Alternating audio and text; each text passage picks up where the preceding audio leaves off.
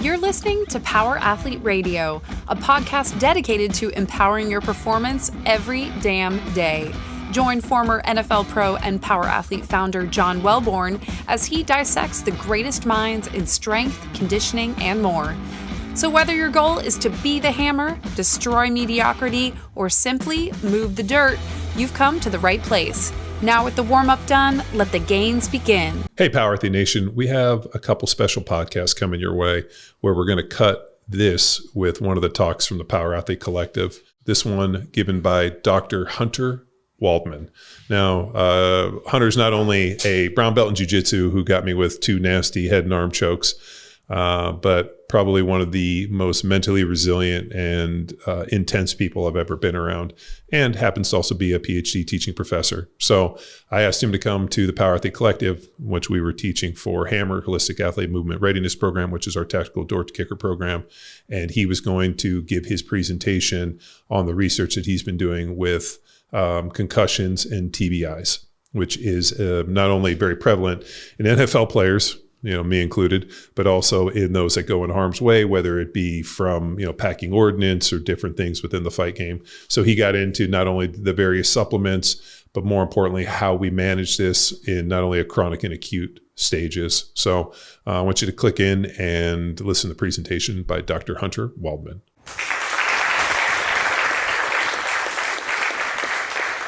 Just raise your hand and then hold it if you've ever had a TBI. All right, so keep it up.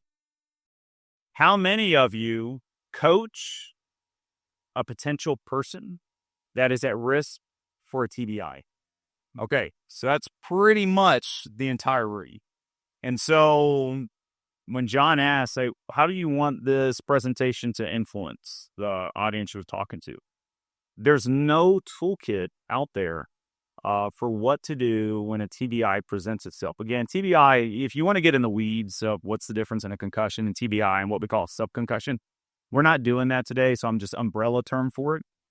But I said, ultimately, I want to give everyone in here a toolkit, what to walk away with, to be able to use for themselves and for the athletes that they're coaching. Disclaimer, protect myself. I've done enough of these. The information presented today is not medical advice. You need to talk to your doctor. Reflects my interpretation of the scientific literature. You can take that literature. It's all available. Go find it. I've got a reference page. You can read it for yourself. You may come up with something different. It is important to know that most of the data I talk about are either from animal data. It's very hard to hit someone in the head, take their brain, cut it open, then look at it. Not many people are signing up for that.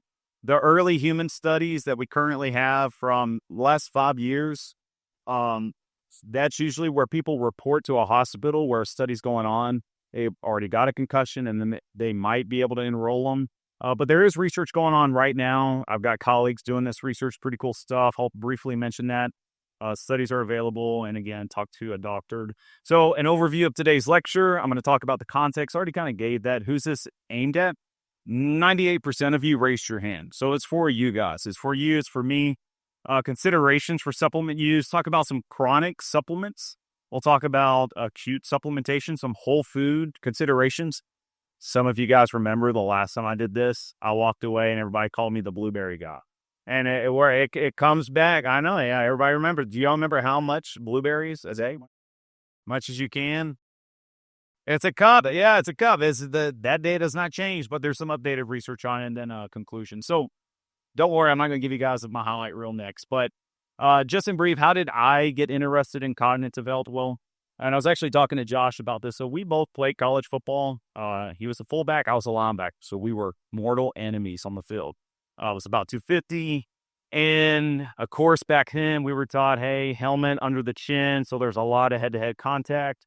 Who knows how many concussions I'd had, but there was one where when there used to be kickoffs, I don't know what they're called today, but they're not what we used to do. I was running down the field and it hit a guy's name's Cordy Upshaw. He very large individual. He played for the Ravens many years, defensive line, and I blacked out.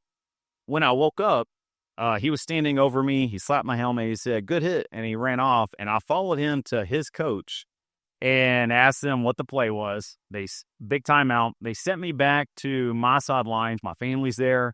They came down, including my mom. and I didn't know anybody. I was like, what are these people? I do remember not knowing who they were. Coaches were freaking out, so they got me sent to the hospital, got cleared. Couple months later, I know that I still have a little bit of it, a little bit of short-term memory loss here and there. I have to really be selective in listening in and hearing what people are saying, which I guess is a good skill. Erica would tell you that. We interrupt this episode with a shameless self-promotion. Are you a field or court sport athlete looking to dominate the leaderboard? Let me introduce you to Field Strong. Take your inner athlete to the next level by exposing yourself to the advanced training techniques that contributed to my 10 years in the NFL. Unlock pinnacle performance and level up your athletic potential today. Head to powerathletehq.com/fieldstrong and claim your 7-day free trial. Now back to the show. But a couple months later, I was at some conference with her, and it was the first time she'd seen this. I'd met a guy, shook his hand, and then it may have been 5 minutes later, I walked up to him to meet him. He wasn't very nice about it. I thought he may have thought I was being a jerk, but he's like, dude, we just met, get out of here. And I looked at Erica. She's like, y'all literally just shook hands 5 minutes ago. And so for me, I was like, okay, I probably should leave football and start figuring out, first off, how to metabolically get healthy. Because again, 250, I sit around 205. And then also, hey, how do I, improve what's going on up here? Because I was having some definitely anxiety, which came out of nowhere. Kind of suicidal thoughts were starting to happen. Again, that's never been something I had ever struggled with. And so behavioral disturbance is like a key symptom of somebody who has brain damage or PTSD, and that can last for months to years after the occasion occurs. And then now, being in jiu-jitsu for 8 years, this is all purple belt. I got a black eye 2 weeks ago. I was like, man, I hope it stays. So everybody can see it because it looked pretty cool, but it disappeared. So anyways, but it just reminded me putting this presentation together that, even though I'm not playing football and I'm not in the military, I still do a martial art where concussions are a real thing. Takedowns, scrambles for sure.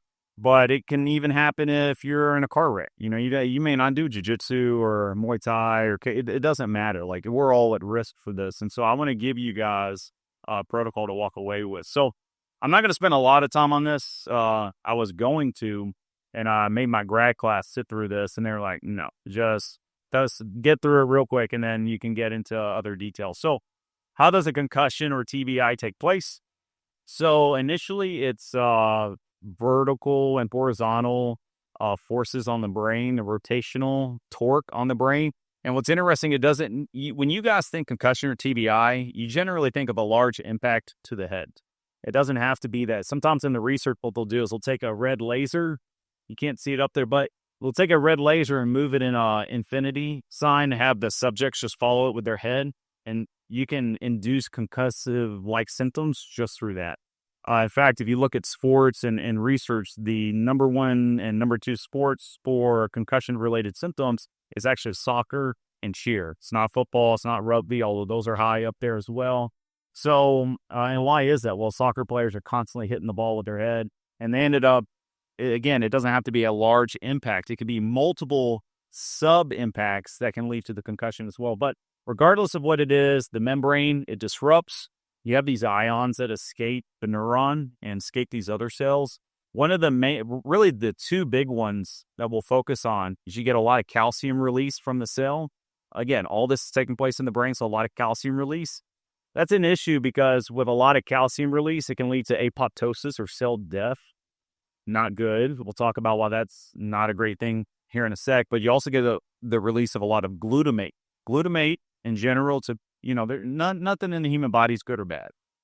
But it can be. It can be like cortisol can be bad if you experience enough of it, right? It is supposed to go back down to a baseline. Well, glutamate is an excitatory neurotransmitter, so it's kind of what gets you pumped and going and ready to go, right? But at some point, it needs to come back down. But when there's disruption to the cell and that glutamate escapes, what we see is everything is heightened for a small window of time until you deplete it.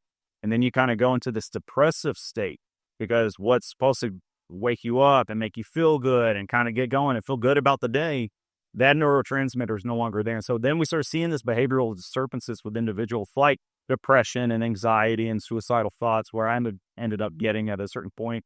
Metabolic dysfunction, essentially, again, metabolic aspect. long story short, the brain produces something known as free radicals. There's all types of free radicals. That's a big area of study I do. But we'll just call them free radicals. Essentially, what they do is they go and they find all the organelles in the brain, proteins like enzymes and structures, and they degrade them. And so one of the things that we see with that degradation is that the brain starts to atrophy, just like a muscle, it'll atrophy. And I'll show you some pictures of that. Those free radicals then lead to inflammation, neuroinflammation of the brain, and then ultimately what we get, that last one on the end, is the axon of the neurons themselves. They start to die, they die off. And so this all happens in the matter of seconds. We know it lasts up to 1 or 2 months, but depending on the severity, it can go for years afterwards. And so this is just closer up picture of what I just talked about. And so what this is showing is this is one neuron. You've got that calcium rushing in. You got glutamate, the GLU happening over here. So it's just passing signals down to the next neuron. The brain's just lighting up like it should not be.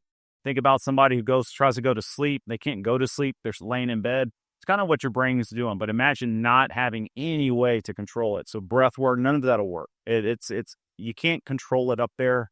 And so ultimately these neurons die off. We even know that TBI, brain injuries, brain insults, that it affects the gut. You've heard of the gut-brain axis, I'm sure, right? So we know if you're having damage to the brain, you're having damage to the gut. And so the gut becomes more permeable. Toxins that shouldn't get into the gut, get into the gut. Toxins that are in the gut that shouldn't get in the bloodstream, get in the bloodstream. And so we have not only does inflammation occur in the brain, neuroinflammation, but then it starts to occur in circulatory, and we get what's called systemic inflammation. So the whole body's inflamed at this point. So one of our focus points will be the gut. So, hey, that's a lot.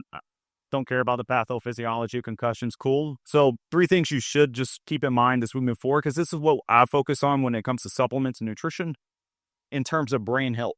It's neuron stability, it's inflammation, keeping inflammation low, and then metabolism. And we'll talk more about metabolism later. So foundations, you have to ask yourself this, because I don't care what supplements I talk about today. If you don't have this covered, it doesn't matter, right? And so are you sleeping? And they say, well, I've got a concussion. I can't sleep.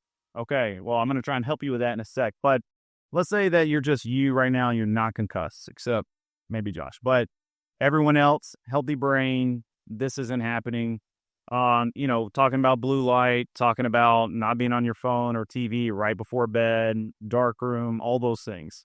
Are you getting enough variety of foods? Because micronutrients, I don't have time to cover all the micronutrients because there's a lot. There's a lot I wanted to talk about: B vitamins, vitamin D3 and K, K2.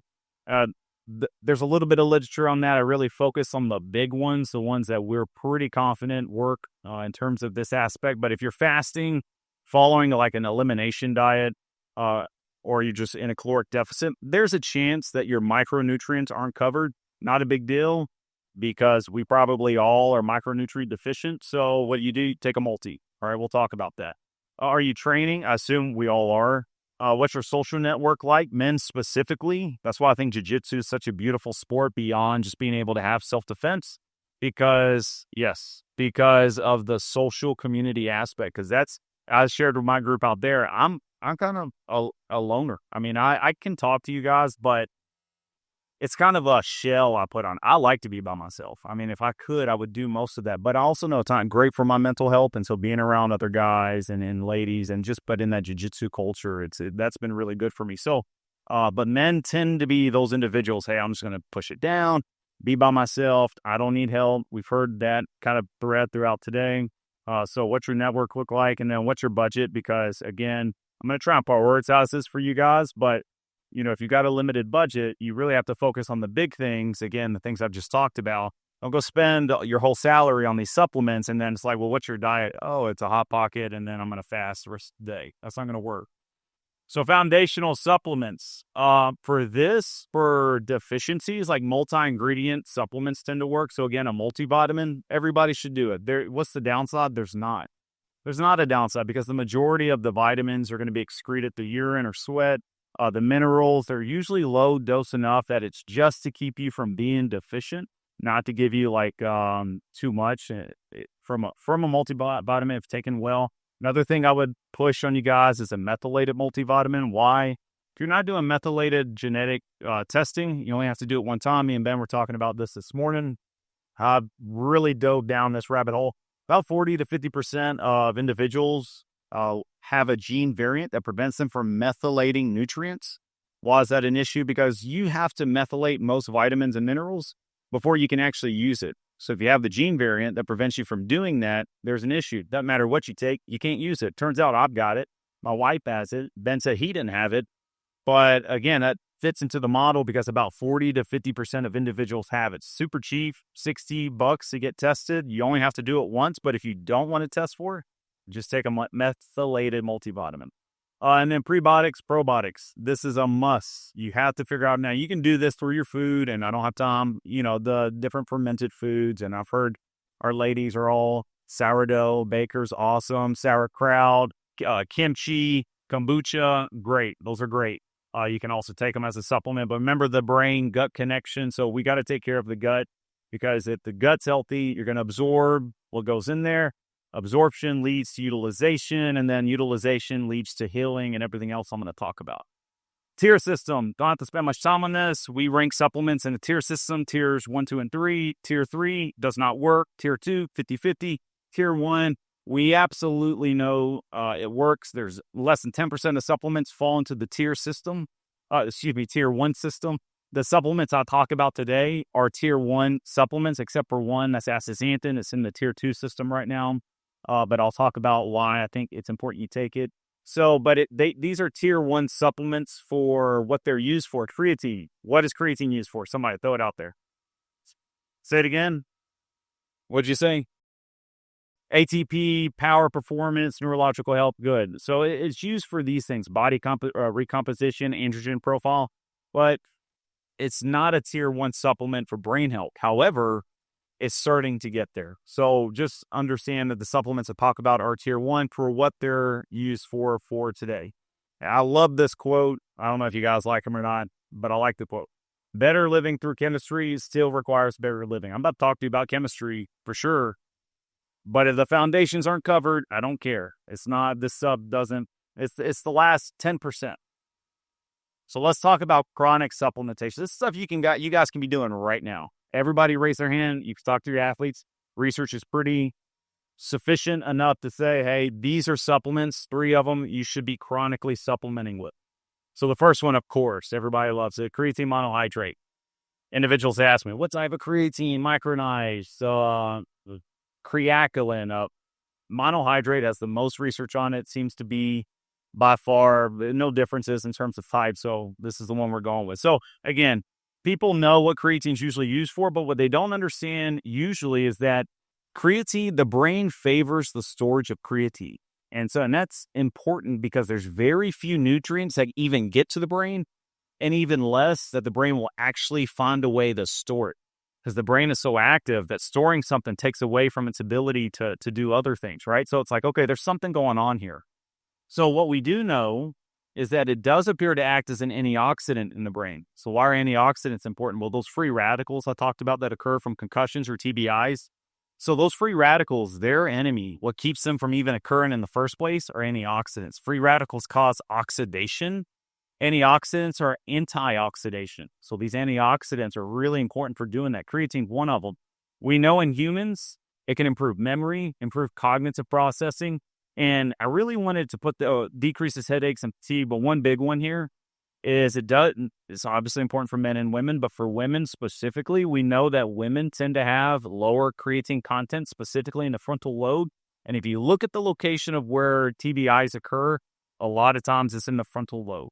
Not always, but many times that's where you'll find it on the front of the skull. And so we think that creatine may be even more important for supplementing in women and guys, ladies. I'm thinking about like my daughter, who's only 1.5. I tried a little bit of creatine with her.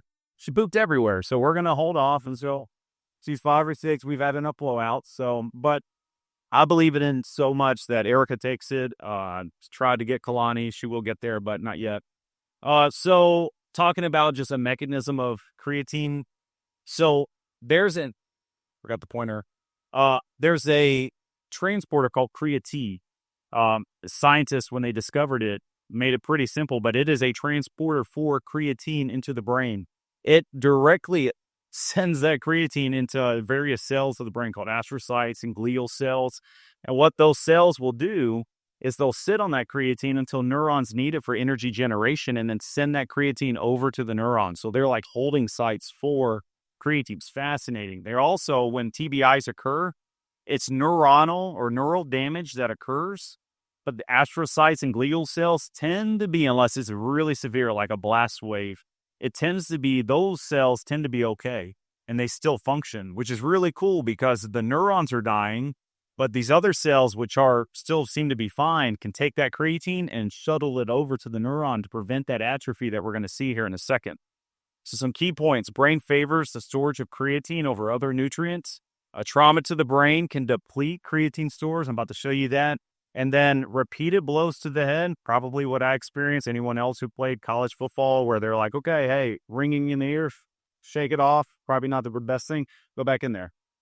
Leads to something called second impact syndrome. And so I'm sure a lot of you guys have experienced this. And we know that worsens these TBI symptoms because one of the leading mechanisms of that is it further depletes those creatine stores. And so one of this right here, this is MRS. So you've heard of MRI. It's where they look at the anatomy of a structure. MRS looks at the chemicals of a structure. And so they're looking at creatine in this MRS. This is parietal white matter. It doesn't really matter, but it's where a lot of the creatine is stored. You can look at high concentrations of it. And they looked at former NFL players compared to controls. So controls, nobody who had concussions or TBIs. NFL players, all they did was across their career, they tracked the number of hits that they had taken to the head. And then post NFL, they looked at how much creatine content was still in the brain. And what you guys can see right here is this nice decrease. So what we call an inverse relationship between the amount of hits they took to the head and the amount of creatine content. So the more hits you took to the head, the less creatine content you had at the end of your career or post-career. And so that's interesting because we start to see what happens post-career. And again, I'm not just talking out because I want you guys to think about this. I'm not talking just football. I put this up here because think of other individuals who might take a lot of hits to the head and then post-career start to deal with behavioral disturbances. Okay, I start to think of like military personnel. Now, that hasn't occurred. That study hasn't occurred, but the mechanisms should still be the same. A lot of hits to the head. We see creatine depletion in the brain. What's the solution? And you're not hearing this from anybody. It's creatine supplementation should be occurring across the career, and it should be occurring after the career. And so we know that the decrease and the other thing about this study, got to remember this all, which is ironic with the memory loss sometimes, but the decrease in that inverse relationship, the decrease in creatine stores in the brain related strongly with the disturbances that the NFL individuals ranked on a questionnaire. So the lower the creatine brain stores, the more disturbance type patterns they reported experiencing. So again, strong relationship. But this is more now. That's a correlation type study, right? Not causation. Well, here's one that we know is causation. But again, this is taking brains, smushing them up, looking at them. So guess what? This is animal data. So this one, what they did is they took, this is a mouse model, and they gave all the mice little TBIs. And before they gave them TBI, just clonked them on the head. And before they did that, they supplemented them with creatine either 1 day before, 3 days before, or 5 days before. And the vehicle is what we call our placebo. So that's your control. They didn't get anything. Now look at the atrophy that occurs. And this was in the hippocampus. So look at the atrophy that occurs just a few days after experiencing that TBI. So we compare that to a control, and you can see down here. So this is 1 day. You've got your vehicle in the white bar. You've got your creatine in the gray bar, and no differences. So 1 day of creatine supplementation beforehand, before experiencing TBI concussion, no differences, at least again in the animal model. But look what happens in the 3 day. And you can see how these pictures change, right? The protection that creatine offers, the more you're supplementing with it. Now we got a significant difference. So we know that creatine 3 days out, creatine's adding this protection. And then what do we see? 5 days cuts it down even further. And so what we see is what we call a dose response relationship, meaning that the further out you supplement with creatine before some type of event occurs, the better off you're going to be. And then to take this another step, This one, they supplemented the mice 4 weeks. 4 weeks. So we had 1 day, 3 days, 5 days. This is 4 weeks before the TBI occurred. And so they supplemented them. Now, the supplementation was 3 grams per kg for the little mice. I'm going to give you a whole slide on how this translates to you later.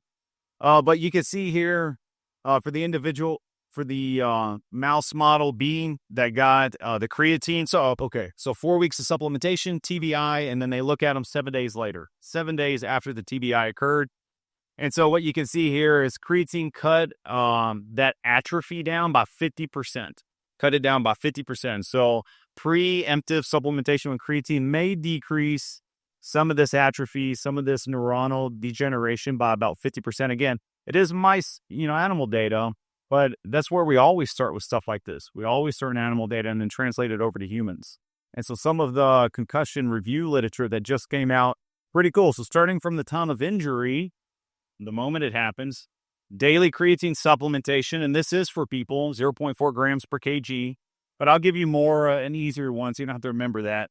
Can decrease time in the hospital, increase time to recovery, increase your ability to remember, and decrease behavioral disturbances. But this is what I like down here. Cognitive benefits observed. 3 hours post a single creatine ingestion can be observed and can last up to 9 hours. Well, that's how powerful the supplement is. And how do you compare that? Well, usually when people think of enhancing cognitive performance, it's going to be theanine, caffeine. It's going to be theacrine. It's another one people tend to think of. But creatine compares to caffeine anywhere from 1 to 5 mgs per kg. To put that just out there for you, because we just wrapped up a caffeine study, cognitive enhancement study at my lab. 5 mgs per kg, that's like the upper limit you would give someone of caffeine to be able to enhance cognition. And creatine's replicating that with 5 grams, 5 grams a day in both men and women. So pretty cool stuff. So creatine, that's number 1. Number 2, omega-3. So that's made up of something we call EPA, DHA, eicosapentaenoic pentanoic acid, docosahexaenoic acid. Very important. DHA is important. That's so one component of the omega-3s because most of your brain is made up of something we call polyunsaturated fats, and it is 97 to 98% of it is made up of DHA. So where does DHA come from? Fish, some type of algae, a few other sources like flax seeds, although you don't absorb it very well. But here's my question. Raise your hand if you eat fish 2 or 3 times a week. Fatty fish, mackerel, raise it high. I'm trying to get a 3, 4 of you, 5. So we got 5 people. So if you're not doing fatty fish, salmon, mackerel, sardines, then supplementation makes sense. So, and then EPA is important for vascular health. And one of the main symptoms following a TBI is that blood flow to the brain is significantly decreased. And EPA is responsible for making sure that those blood vessels stay dilated, not constricted, so that blood flow can remain to the brain. So very important, both of those. So this right here, don't know how great you guys can see it, but I'm going to explain it real quick. I had mentioned earlier, so you have a physical injury to the brain. So I've already talked about how creatine works. Now I'm going to very quickly talk about, this one will be DHA. So again, a component of omega-3s. Insult to the brain. This membrane structure becomes disrupted and it releases calcium and glutamate. They activate a series of enzymes that ultimately results in the release of something we call arachidonic acid. Not important that you remember that, but arachidonic acid, what it does is it increases inflammation in the brain. So the whole cascade of enzymes that increase neuroinflammation, we don't want that. So what DHA can do down here, DHA can come in and can do 2 things. It directly acts on arachidonic acid and keeps it from occurring in the first place. That's that little DHA, see how it's like, stop. That's what it's doing right there. But it also activates 2 other proteins in the brain, MPV, neural protective D1. It literally goes and finds the neurons and protects it, prevents free radicals from coming over to it and damaging it. And it also activates something called resolvins. Resolvins, important because when I talk about olive oil for 5 seconds, olive oil does the same thing. Resolvins literally resolve inflammation. That's how I got its name. Very creative, I know. So resolvins, a whole family of them, comes over and it stops inflammation. So that's just DHA, 1 to 2 grams of fish oil, or we'll talk about krill oil a little later. But up here, So this is a study that came out fairly recently looking at our red blood cell, EPA, and DHA. So how much, and that's one of the ways we measure omega-3 content is on the red blood cell. So they were looking at hits to the head. This was in the women's MRI study, so Women's Health Initiative memory study. So you guys can see here a healthy brain. This is an MRI, and you can see 6 months post TBI. And you can look at the brain atrophy that's occurring in the TBI post compared to the healthy brain, right? And so I mentioned any kind of concussion, TBI, the brain's going to atrophy, but we want to mitigate that. One of the best ways to do that is through EPA and DHA, omega-3s. Why? Because omega-3s increase total brain volume. We know this. It increases neurogenesis and BDNF, brain-derived neurotrophic factor. It also increases something we call angiogenesis. Angiogenesis is the creation of new of capillaries, blood vessels to the brain. So not only are we increasing new neurons, but we're increasing more blood flow to the brain. Omega-3s does this. And so down here, what you guys can see is the more omega-3s you have in the blood, the greater brain volume that you have. And so that's important because if you want to increase brain volume, you can do that. They say you can't increase neurons once a neuron dies off. Hey, it's not coming back. It's not true. We know that's not true. You at any age, doesn't matter, you can increase your brain volume right now, your parietal white matter, and that gives you also more storage room for creatine and for all the other things we're going to talk about. But if something occurs and if atrophy occurs, you have more brain volume to technically lose and still be at your current cell. So very important for omega-3s. Now, astaxanthin. This is one that most of you, unless you've heard it through me, probably have not heard about. If I'm not, there's a couple things I'm known for through my lab. Astaxanthin's one of them. Astaxanthin is the world's strongest antioxidant. Disclaimer, conflict of interest. I do work as a scientific advisor for the largest company that does astaxanthin products, but I'm not making money off this. I'm trying to help you guys out. So what I know. I'm going to text them, hey, y'all owe me. So this is a review paper I got invited to do on astaxanthin's benefits for the athlete. But long story short, the main way astaxanthin works is it's the only antioxidants, vitamin C, vitamin E, all the things you guys think of. They only work in certain areas. They work outside the cell. They might work in the cell. Astaxanthin is the only antioxidant. Remember, antioxidation. It's the only antioxidant that works all throughout the cell. See this? Yeah, it's going through the membrane. It works outside. It works inside and even in between the membrane. That's really important. No other antioxidant does that. So when you get sick, it's not vitamin C. It's astaxanthin you should be taking. And the way we usually find astaxanthin in algae, fish, anything that has a red color, red hue to it. See, salmon, the reason it's red is because astaxanthin gives it that red color. So people think of salmon for its omega-3s, but there may be as much evidence to suggest that it's actually the astaxanthin content that makes salmon so beneficial to eat. And people talk about krill oil. Well, krill oil is awesome, but why is it red? It's because it has astaxanthin inside of it. But it also has the omega-3s as well. So very important. So this one, astaxanthin, something I highly recommend you take. 6 to 12 milligrams a day. Take it with your omega-3s. It has a synergistic effect. It enhances what omega-3s do. And so the last aspect of this, talking about the inflammation astaxanthin aspect, omega-3s, the primary way they work is through down-regulating inflammation. The way astaxanthin works is it embeds itself in all the organelles and cells that get damaged in the first place. When those free radicals try and leave, astaxanthin keep the free radicals from occurring.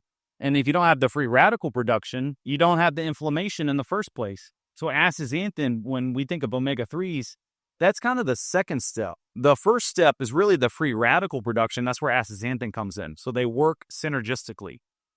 The last one for chronic supplementation is magnesium. And by the way, we're not aware of any negative side effects of the things I've talked about so far from chronic supplementation. Yeah, you may have a little GI disturbance from creatine. Fix the dose. You may get that from magnesium. Take a little bit of food. But in terms of chronic supplementation and having anything detrimental occurring later on, we're not aware of that. So chronic so far, omega-3s, astaxanthin, creatine. Last one, magnesium. Magnesium plays a role in a host of different processes in the body. One of the big ones is cardiovascular function because, again, remember, we know that when someone has a TBI, blood flow to the brain is significantly impaired. And so we need to be able to maintain that. It is interesting that when someone has a TBI, they go anywhere from 40 to 60% depletion of magnesium. And so it's like, man, okay, so we see depletion of creatine following a TBI, and we see depletion of magnesium. Why is that?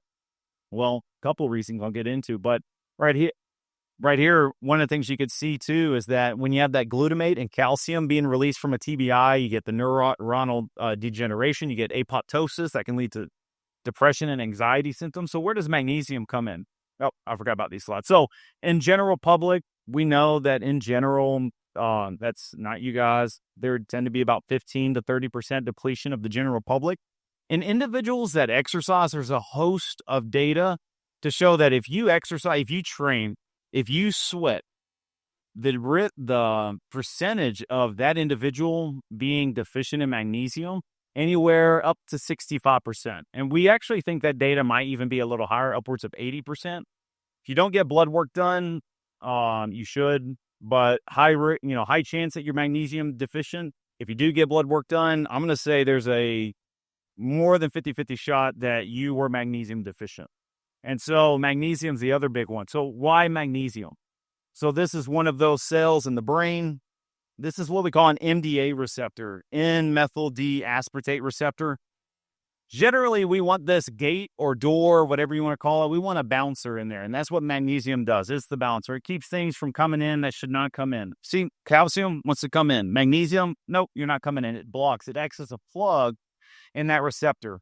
When you have a TBI, there's nothing, that gate is open, that NDA receptor is open, and calcium comes in and it becomes that excitotoxicity ion I talked about earlier. And what does it do? It leads to blood-brain barrier disruption. It leads to inflammation. It leads to free radical production. And so we want to plug that. Well, what does magnesium do? Oh, it jumps in here, blocks oxidative stress. It blocks what leads to that blood-brain disruption, the inflammation. It even blocks calcium coming in because, again, if I go back, it serves as a plug. And so what we think is happening when someone's concussed or has a TBI, this magnesium is getting used for other processes down in the body. The brain essentially gives it up. It goes down in the body, it's used all down here for energy production and some other things. And there's nothing up here keeping calcium from coming in. And so it's probably hard for you guys to see. Long story short, individuals came into the hospital. This is a recent study. Individuals came into the hospital and they got one of two things by the doctor. They got a goodie bag, Tylenol and Zofran to help with the nausea, or they got Tylenol, Zofran, and magnesium. And what they ended up doing, and every few hours after they left the hospital and they started taking their drugs on the schedule, they go through and fill out the survey. So the initial contact, hour later, 48 hours later, 100 later, hey, oh, what's your headaches like? What's your sensitivity to light? Yada, yada. What they ended up finding is that really within 1 hour after leaving the hospital, the group that had magnesium, that was taking magnesium 400 grams a day, or 400 milligrams a day, they were significantly better than the placebo group, but the biggest response was 2 days later. When you list the magnesium group 2 days later compared to the control group that did not have the magnesium, they're still experiencing things like sensitivity to light, behavioral disturbances, they can't sleep. That's another thing with magnesium. It helps significantly with sleep. Plays all kinds of processes. How many of you take magnesium before bed? Yeah, a lot. Okay, very good. A lot of you guys. Why is that? Magnesium has this really unique ability to increase serotonin, that feeling, increase other neurotransmitters like melatonin secretion that helps with sleep production. That's one of the reasons you guys, if you didn't know that, that's one of the reasons you take it before sleep. Now, Q supplementation. Move to this pretty quick. If I'm not known for astaxanthin, the other one I am known for is exogenous ketones. That's a big one that my lab does. And so one of the big ones I push, not because I get any money from it, HBMN produces something called ketone IQ. Now, what's fascinating about ketones, you've heard of the ketogenic diet. You remove carbohydrates from the diet, you produce ketones. If you're willing to do that, awesome, good for you. They like the SAD diet, standard American diet. It's got a lot of carbohydrates in it, all right? But ketones, if you're not going to be able to produce them yourself, one of the things that you can do is you can take an exogenous ketone. There's a ketone known, there's different types, but beta-hydroxybutyrate, BHB. it feeds directly into the brain. And when you're concussed, you have a TBI, the blood-brain barrier is disrupted. You can't use glucose. That's the main fuel for the brain. And there are other nutrients you can't use. That's an issue because you got all these things happening upstairs and you need energy for that. And you enter into a state called hypometabolism. You don't have the energy for that. But we're not going to go through that. But this is what it looks like. Glucose from the blood goes into one of the astrocytes glial cells, neuron, all the way down. Eventually we get ATP, energy. That's a good thing. When you're concussed, all this is thrown off. All of it's thrown off. All the enzymes are disrupted. The neurons don't work like they should. You don't make ATP anymore. So what do? Most people, because there's no protocols out there, most people right after the TBI happens, they're sitting there and they have no energy for the brain. This just happened. I was just telling Ben about this. Monday night, I made my grad class sit through this. One of my grad students is a D1 basketball player. He emails me Tuesday. I actually get an email from a nurse Tuesday and says, hey, Dallas is in the hospital. We'll keep you updated. So I reach out to Dallas. He just got back to me today and he says, hey, had a cardiac event on the basketball court, hit my head. I'm concussed. I remember what you said though. I got the ketone, good to go. Awesome. Why? Because beta hydroxybutyrate, this ketone, it bypasses all of this and it feeds directly into the mitochondria. All these enzymes up here that are disrupted, it doesn't allow for ATP production. BHB feeds, and now you're making ATP again. It's something you take right after the concussion occurs. And so there's actually some really cool research. Oh, and that's led to a field now called neuroketotherapeutics, where individuals with brain disruption, cognitive impairments, we're starting to see these exogenous ketones have a really cool effect in being able to enhance that aspect. And why did I say ketone IQ? Because there's all types of ketones out there. Ketone IQ uses something called butanediol. Not really important that you guys know that, the chemistry of that, other than it doesn't have liver toxicity that we see with some of the other ketone esters, like something called ketone A. There's a little bit of research to start showing that's known as 1,3 ketone monoester. That one has been shown to have a little bit of liver toxicity. Ketone IQ, butanediol seems to be pretty safe and something you would use right after. One of my colleagues, Dominique D'Agostino down in South Florida, he was part of this study. It's a review looking at 49 studies, all in animal models, cute little mice like that. But ultimately, all they did is they gave these mice little concussions and they gave them ketones, no ketones, looked at all these studies to see what's the magnitude of effect. Ketosis exerts a potent neuroprotection against acute damage, which is what I'm talking about, acute damage to the mammalian CNS. Hematic levels, that means blood levels of ketones are directly proportional to the effect size of neuroprotection, meaning right after the TBI, right after the concussion, the higher you can get blood ketone levels, the better off you're probably going to be from everything we've talked about so far. How do you get those ketone levels up? Well, if you're trying to go into ketosis, unless you're going to fast for 7 days, then it takes about 4 weeks-ish of lowering carbohydrates, yada, yada, yada. By that time, the damage is done. So this is where that exogenous ketone comes in. So I tell people, hey, buy an exogenous ketone like Ketone IQ. The shelf life is extremely long. Keep it in your backpack. If TBI concussion occurs, right when it occurs, pop it, and then move into your next area of the protocol. So finishing it up, some whole food considerations. Here we are. You guys won't remember anything probably, and you're going to say, he's the blueberry guy. Well, there's new research. FSU, Florida State, just secured an $8 million contract through the government to look at blueberries on cognitive health. That's crazy. Why? Because blueberries, I hate the term superfood, but if there was a super berry category, blueberries would probably get it because they have a high concentration of something we call anthocyanins. We know these are really important for reducing those free radicals that lead to inflammation. Probably do a better job than any other fruit that we see out there. Now, blackberries and strawberries, acai berries do pretty good, but blueberries definitely take the cake. Choline, so blueberries help in terms of lowering that inflammation. Choline, it serves for something we call acetylcholine. You find a lot of choline in eggs, so it helps with that neurotransmitter stability and production. Extra virgin olive oil, Evo. I remember when I was getting into cooking, I saw in the ingredients Evo and asked Erica, what in the world? I've never even heard of this. She said, Hunter, it's olive oil. So olive oil has something in it called, oleocanthal. Oleocanthal is one of the strongest resolvents that we're aware of. And I've told you what resolvents are. Oleocanthal is a resolvent. It acts, so you ingest it. It's not just for keeping brain inflammation low. It resolves systemic inflammation because it goes through the system before it gets up to the brain. So I push olive oil quite a bit. Now, how do you know if you get a good olive oil? It should come from either Spain or Morocco. High concentrations of oleocanthal. And if you take a tablespoon of it, it should burn when it goes down the throat. It's almost peppery. If you take it and you don't taste, there's no burning, it's just like, it tastes like something. That's not a good one. You go and get a good olive oil. It'll burn a little bit. It kind of tickles as it goes down the throat. That's the oleocanthal. That's the resolvents as it goes down. And then coffee, the last one. Everybody loves that one. Had a lot of coffee today. Everybody loves coffee. There is a caveat to that because we know sleep is disturbed following a TBI concussion, right? So the caffeine aspect of it. But chronically, not immediately when the TBI occurs, but like right now, coffee is the number one source of antioxidants for us. It's got something called chlorinogenic acid and caffeinic acid. They're really powerful polyphenols, also antioxidants. So they help with that antioxidation occurring. So here's the supplementation strategy. So this is what I was saying. I'd sum it up for you guys. This is it. Creatine. You want to take about 5 grams a day, but in the face of a TBI, we know now 5 grams, give or take. If you're over 200 pounds, we've started pushing that up, the recommendation to about 10 grams a day, split into 2 doses.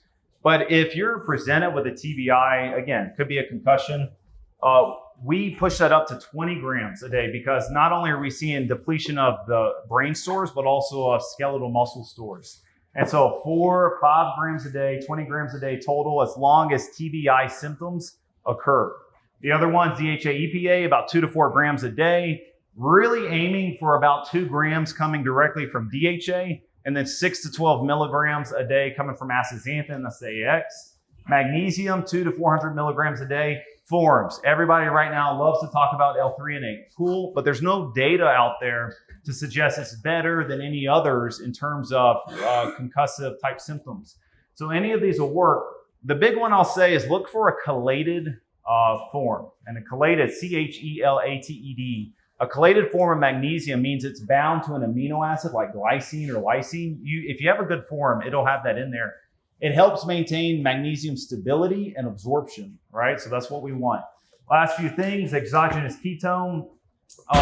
We don't really have a dose yet, but 10 to 30 grams a day seems to do a pretty good job of that. If you bought a Ketone IQ ready to go, it's 30 grams, so it's at the upper limit, so right there at it. Blueberries, again, it's what everybody remembered last year or 2 years ago, a cup a day, awesome. We do know smaller blueberries have a higher concentration of anthocyanins than bigger blueberries. So smaller blueberry size matters in this instance.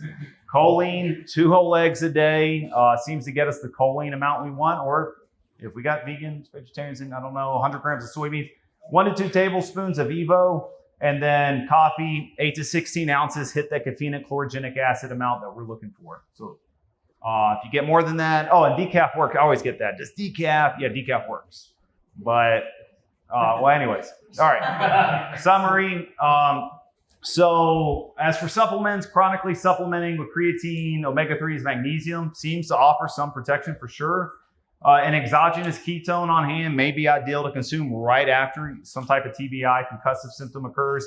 As for whole foods, blueberries, choline, Evo, or maybe it's Evu, and coffee, low to moderate appear to be easy, practical methods for you guys. So a lot of references, right? You guys don't care about that. And then thank you. And the last aspect, if you want more, there is a pretty cool study. It's a review paper of all this stuff plus more, melatonin, NAC, some other things. You can find that. I think anybody can download it for the public. It's a pretty cool review paper on other type of supplements out there. But if you ever got questions, you guys probably have my number, but there's my email. Please reach out. I've had some people ask, hey, if I get you out to my place, would you come talk to my people? Of course. I do the research because I want to come and talk to you guys. And I want to help people, and that's the whole reason I'm in the field that I'm in, is because we're passionate about helping individuals. And this is how I help people. I'm not I don't have anyone I'm directly coaching because I'm in a white coat in the lab most of the day, but this is kind of in my head. This is how I'm coaching. I'm trying to bring this stuff to you guys and help you guys out. So I guess we have time for questions. That went a few minutes over, but I'm happy to take any questions. Yeah, thank you all. This episode of Power Athlete Radio is powered by Train Heroic, the most immersive strength training app experience on the market. We've built an online training business by partnering with Train Heroic to deliver all of our world-class training programs like Jack Street, Hammer, Field Strong, and Grindstone. To learn which Power Athlete training program best suits your goals, head to powerathletehq.com/training. And if you're a coach looking to build a business with the best training tech in the business, head to trainheroic.com/powerathletehq. And now back to the show. Hey there, Power Athlete Nation. Big shout out to all the heavy hitters who stuck around till the final whistle. If you've been soaking in the knowledge bombs and epic tales we've been dropping for free, here's your chance to be a game changer. Swing by ko-fi.com/powerathlete and toss a few bucks our way to keep the podcast fueled and firing on all cylinders. That's ko-fi.com/powerathlete. Your support makes a difference. See ya.